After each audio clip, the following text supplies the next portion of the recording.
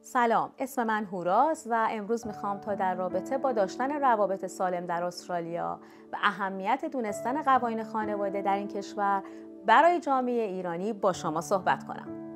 در استرالیا برخورد فیزیکی با همدیگه، اجبار همسر به داشتن رابطه جنسی با شما در حالی که تمایلی ندارن، تهدید به آزار و اذیت اونها، آسیب زدن به اموالشون، نگه داشتن پولشون و اونها رو با اسامی و القاب بد صدا زدن و کنترل اون چه که میتونن انجام بدن کاملا برخلاف قوانینه. تمامی این موارد شامل آقایون، خانومها، کودکان و خویشاوندان میشه. در این حال شخص خاطی ممکنه از طرف قانون حتی مجبور به ترک خونه بشه. توی رابطه سالم گفتگوی باز، صداقت، اعتماد، حفظ حرمت‌ها وجود داره. اگرچه شما و شریک زندگیتون رابطه نزدیکی با هم دارین، ولی در این حال دو انسان متفاوت هستین با عقاید و باورهای ارزشی متفاوت.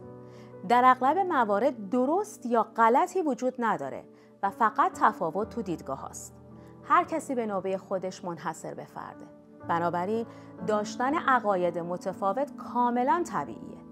مهم هست که به تفاوت‌های بین خودتون و شریک زندگیتون احترام بذارین و زمانی که رو موضوعی توافق ندارین یه راهی برای گفتگو و مصالحه پیدا کنید. صبور باشین. با حوصله صحبت‌های طرف مقابلتون رو بشنوید.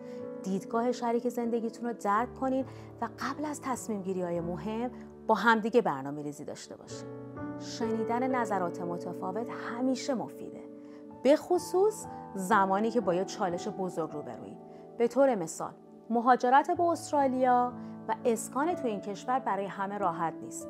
به همین دلیل هست که کار کردن زن و شوهر کنار همدیگه برای حمایت از هم جهت اینکه یک زندگی شاد درست بکنن از اهمیت ویژه‌ای برخورداره. شما و شریک زندگیتون باید با هم تو فعالیت‌های خانوادگی و در جامعه حضور داشته باشین و بتونین با هم از زندگی لذت ببرین. این نوع زندگی یه محیط سالمتر همراه با حفظ و حرمت‌ها برای بچه‌هاتون ایجاد میکنه. میدونین که بچه‌ها پدر و مادر رو الگو قرار میدن. اگر در رابطه با داشتن روابط سالم تو خانواده‌تون سوالی داشتین یا دوست داشتین کمک یا توصیه‌ای رو تو این رابطه بگیرین، لطفاً با دفتر ما MIC Migrant Information Center با شماره 92 85 438 تماس بگیرید. ممنونم.